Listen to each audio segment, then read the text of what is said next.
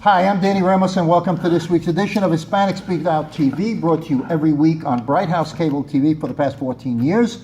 However, we used to be on Channel 49 every Tuesday night, and now we have been kicked upstairs to Channel 194. Okay, so starting last week, we are now on Channel 194, Bright House Cable, every Tuesday night. So make a note of it, write it with a big crayon or lipstick on your TV. We are on 194. And I'm here with my guest, Hussein Jaffer.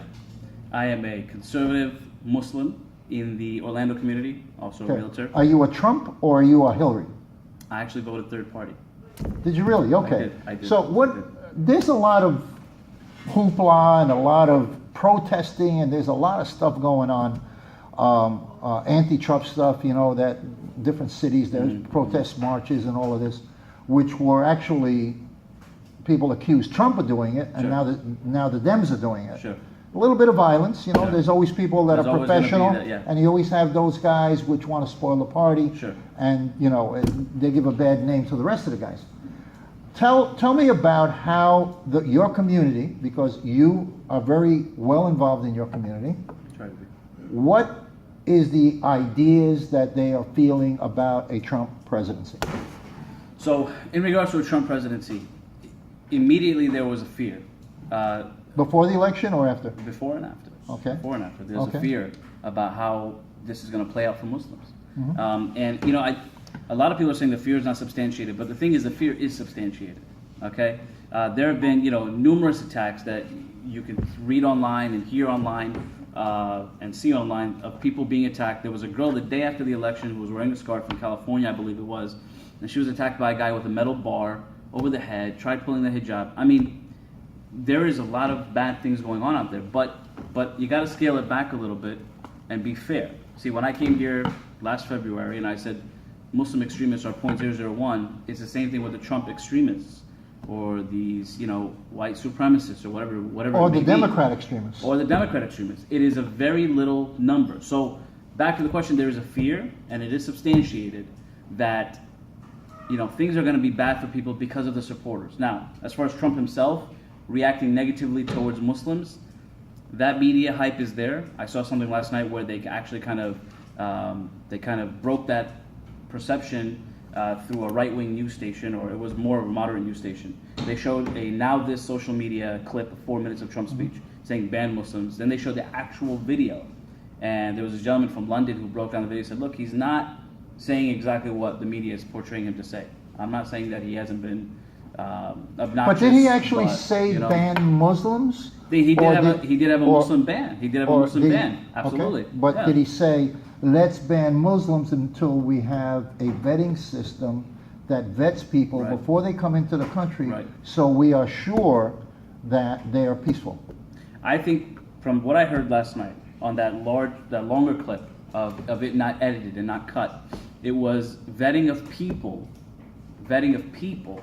from certain areas that have bad character, certain areas that have shown to be do you think violent. that people coming over the Mexican border that are convicted felons should be allowed to stay in this country? Absolutely not.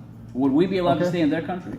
No. Would we be allowed Mexico to stay in doesn't let Saudi anybody Arabia? stay in their country. They get rid of all the immigrants. They're not allowed. So the why Mexican should we law, allow the felons to stay here? Absolutely not. So do you feel that people who break the law and have proven that they've broken the law repeatedly should be allowed to stay in the country if they are Hispanic, if they're Mexican, if they're Jews from Israel, if they're Czechoslovakian, if they're Muslim, if they're Syrian, if they're Russian, a natural citizen, if they're Russian? If you are born and raised in the States, then you go into the system, right? You go to penitentiary, jail, whatever you want to call it. If you are an immigrant who has consistently broken an illegal laws, immigrant, an illegal immigrant, first of all, because legal you got status. Sure. An illegal immigrant who has broken the law needs to be deported immediately. Okay. Why are we handling that? Okay, so you believe that they should they be allowed back in the country? I don't think so. Once you've broken the law and you've shown that you can't abide by the laws of the United States, right? You're here illegally. Okay, now can we get you to be legal the right way? Fine. Okay, maybe we can. But you've already broken the law. So you got to go. And if you want to come back, I'm sorry. I personally don't think you should be allowed in. Okay, well, we're in agreement on that. Do you feel that, and you were born where? I was born in Jersey. So You're born in United States of Jersey. America, yeah. So you're 100% U.S. citizen Born and that's a raised. Muslim? Born and Okay, raised, correct. all right. Do you feel that sanctuary cities should be abolished? Now, keeping in mind what sanctuary cities Right, are all with, about. with the immigrants, yeah. Here's what I think, because it's you can call it a tricky question, or you need just a yes or no question, yes or no answer. I don't think they should be abolished if people are working towards the system and trying to pay into it. Okay, but the problem with illegal immigration and illegal immigrants working is a lot of time they're not paying taxes. If there is a way to get naturalized in those sanctuary cities, then get naturalized. You know, New York City, they said, look, if you're illegal, Chicago said, if you're illegal, we're not going to ask you to leave. And that's fine, because you can't uproot this many people and throw them out. And I think if you listen to Trump on 60 Minutes this past Sunday, he kind of reverted and he said the same thing. He said the 2-3 million felons who are illegal, out. Those who are not illegal will deal, or those who are illegal but not felons will deal with it at the time. So I feel the same way in that regard, that if you're in a sanctuary city, you need to work, and you want to pay in towards the system, or you're going to pay in towards the system, don't leave.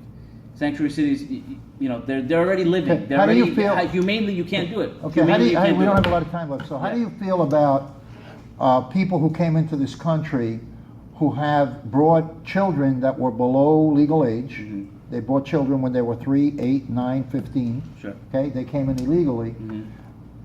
How do you feel about that family? Should they be allowed to stay?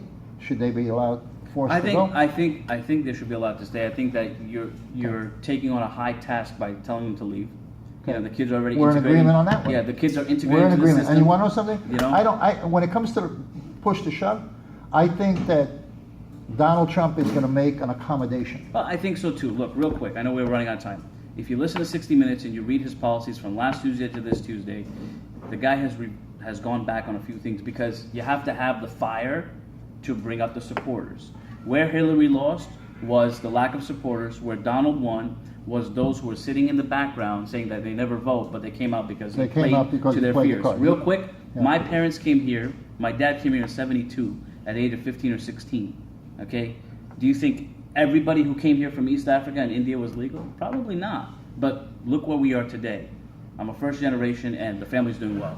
Well, Thank God. okay. Well, I want you back so that we can talk about this some more. Sure. Okay, you're going to be our resident. Resident Muslim. Listen, we'll be right back with Jose Miranda, who's doing a series of interviews. Okay, Jose Miranda is the host of Hispanic Speak Out. We'll be right back.